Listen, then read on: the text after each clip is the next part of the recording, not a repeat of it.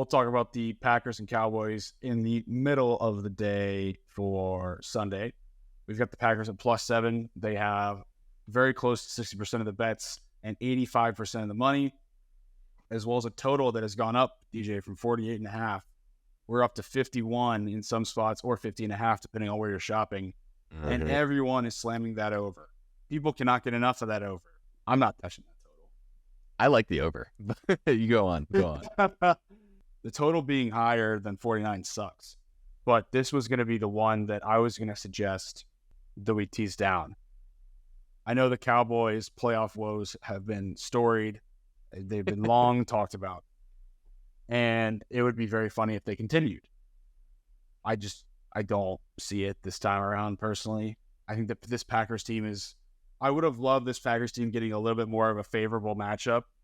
Like if the Packers could have got the Bucs or even the Lions, the Cowboys is just a tough one for this team. Where that Cowboys offense, when it goes.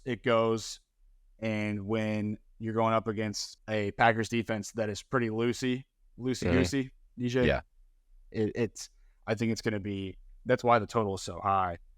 I almost want to just zag on both ends and go Cowboys and under, but I do like the Cowboys a lot more than I like the under.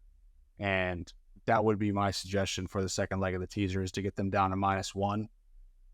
So you're just getting Cowboys money line, which is a -310 value if you were to just take it straight. I think it's a great matchup for Dak. There's a lot of favorable matchups for CD in that defense. And 2, I know the run game has left a lot to be desired this season. Pollard was everyone's fantasy first rounder, right? Everyone was so hyped about him come draft season, and it wasn't as great as people expected it to be, but I do think that they will do all right against this Packers defensive front. It's not going to happen this time for the Pack. I don't know how you feel about it. I think that you're going to go Packers here.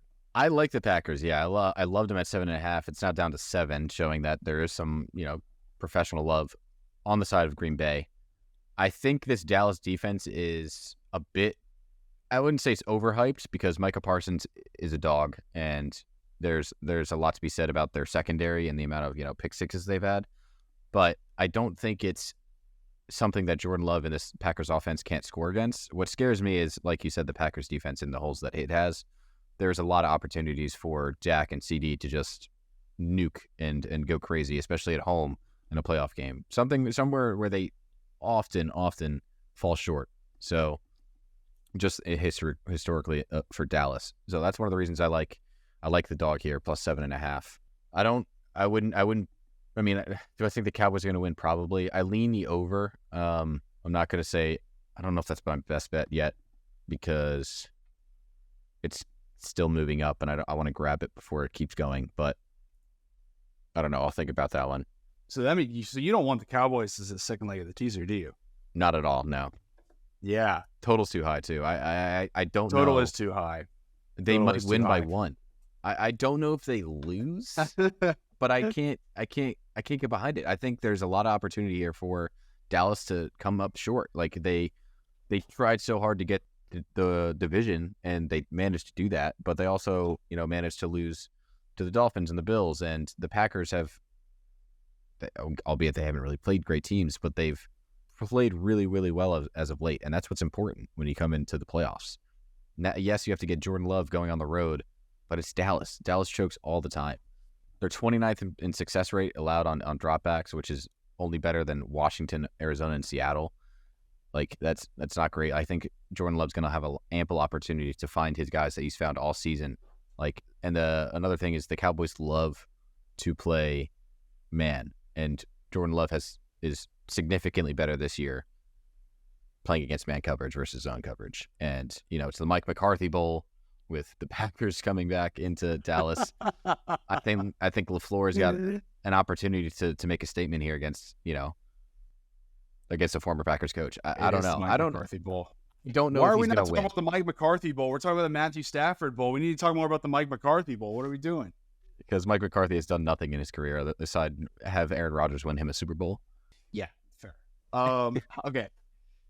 How do you feel about this though with the Packers? Like, just from a strength of schedule standpoint and like who they've actually played and who they've beaten.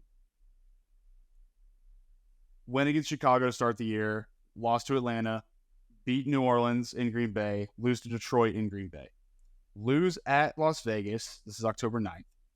So we're going through their whole schedule. Yeah. We are. We're breaking down this game. Let's break it down right. Okay. Lose at Denver. So they had a bye week in between there, from in between October 9th and October 22nd. Then they still go and lose to Denver. Lose to Minnesota in Green Bay. Beat the LA Rams, 20-3. And then lose at Pittsburgh. So we're now on November 12th. We have 1, 2, 3, 4, 5, 6, 7, 8 weeks left. So we're midway through the season. Beat the Chargers, 23-20. Beat Detroit in Detroit, 29-22. And then beat KC 27-19 on December 3rd. I was at that game. That was like when the hype came to a head for this team. Everyone was like all in on this team. So was I, dude. I mean, I love betting on the Packers this year. I mean, this is one of the reasons I think that's what we need to realize here, because then they go and they lose at the Giants, lose to Tampa Bay in Green Bay. They only beat the Panthers by 3 in Charlotte. Then they beat Minnesota 33-10, and then they beat Chicago last weekend 17-9. I just don't think the quality of their opponents is that great. I don't. They beat a KC team, but KC's also been absolutely dog shit the second half of the season, especially the final third of the season for me. And Detroit is so wishy-washy where they'll have like a game or two where they slip up. Detroit's offense is fire. It's awesome. But like, I mean, the defense, they let up 29 to this Green Bay team. I think Green Bay thrives against defenses that aren't amazing. And it's attributed to the Matt LaFleur being actually to implement his system, as well as Jordan Love like being able to break down an easy defense. He'll be able to break down a hard defense someday. I just don't think that someday is right now. Like this, I think this Dallas defense is good against teams that are above average and below. I think the good offenses they really struggle against, and we've seen that. But to me, this one, with everyone signing with the Packers, it feels like we still have that bias from early December when they were on that run they beat Detroit and they beat KC, when we haven't realized that the final 5 teams they've played are shit and they went 3-2 against them. So I think that for me, I'm going to lock in Cowboys -7 against my Packers here. Wow. Yeah, I am. I do think that this is one where the Cowboys have a pretty easy path to get to that NFC Championship game if they are able to. Is that your best bet? Depending on who, Is that your best bet? No. My best bet is the Texans. I mean, that's the first game. We can talk about them at the end once we're done previewing all these games. But I think that's my best bet. But I really do love. I mean, you and I are contrasting in this. I get the whole man coverage part of this, but I do think that the Cowboys defense is going to be one of, if not the best defense that the Packers have played this season. The Chiefs, I would argue, but I mean, they're both top tier defenses. I think the number is too big. I think 7.5 especially is too much. The Cowboys, when favored by that much, have the Packers even been? Let me hold on. I was trying to look at this while you were talking. The Packers have been 7-point dogs once this year, and they were 8.5-point dogs against the Lions in Detroit, and they won. True, but they were 1-5 in their last 6 heading into that game. Sure, exactly. I mean, this is a team that, I don't know. I don't see the Cowboys as being 7 points better than this Packers team right now. I think the line is too large. I don't think that Green Bay goes in and wins. Sorry, I think they have 5. No, 6. They have an opportunity to do so, but this spread just doesn't quite make sense to me. They've been favored in their last, well, aside from the Vikings game, last 5. So it's interesting. It's going to be fun. I would take the dog in the side, but I think I like the over more than I like the Packers. But I'll talk about it a little bit in my article. One more thing. Go ahead. Dallas is 6-2. ATS is a home favorite this season. Okay. I'll leave it at that. One unit. How many of those are above 7 or over 7 points? Probably the Commanders. Yeah, 3-2 above when the spread. 4-2 when the spread's above 7. Wow, it's happened that many times at home for them that they've been double digits. Interesting. That is interesting. I think that's something you take into account. I mean, they're not going to be a favorite. The only time that they wouldn't be at home is if they match up against the 49ers later on. Can I do one more thing that's crazy about this game? And it's not even about the game. Yeah. I can't believe I'm doing this shit, dude. Because this is some stuff that you would find on ESPN. This is some stuff that you would hear us roast. But DJ and I were talking before the podcast began tonight, and our Super Bowl prediction is Ravens and Niners, but that's easy. That's the easy thing to do. In sports, the easy thing to do, the predictable outcome never happens. When does that ever happen where the two favorites, oh yeah, they end up going to the Super Bowl? It's so rare.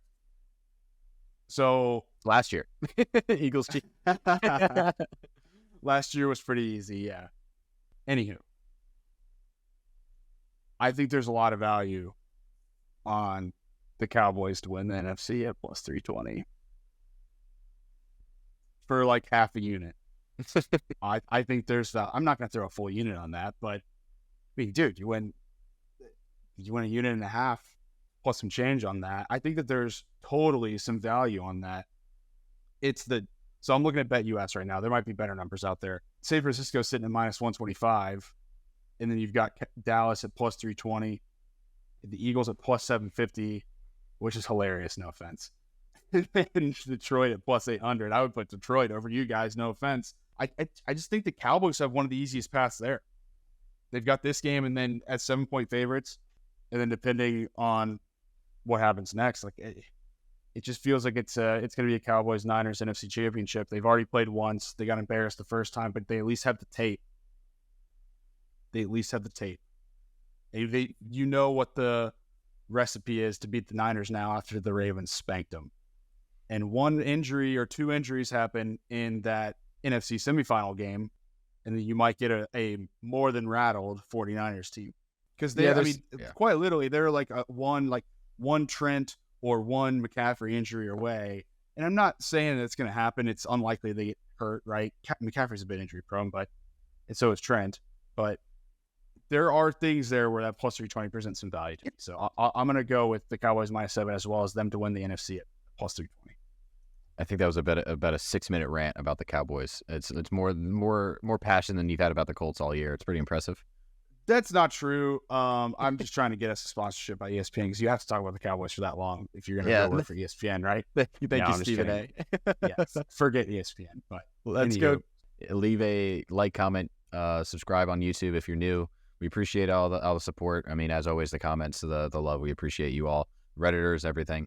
It's been going well. I mean, we've been doing this for 2 years, so it's going pretty strong, and hopefully we can finish off the Super Bowl well and keep it going. Oh yeah. 4 weeks to go. Let's enjoy it. Hell yeah. As always, thank you guys. We'll see you next time. Bet well. The boys bet better with beer.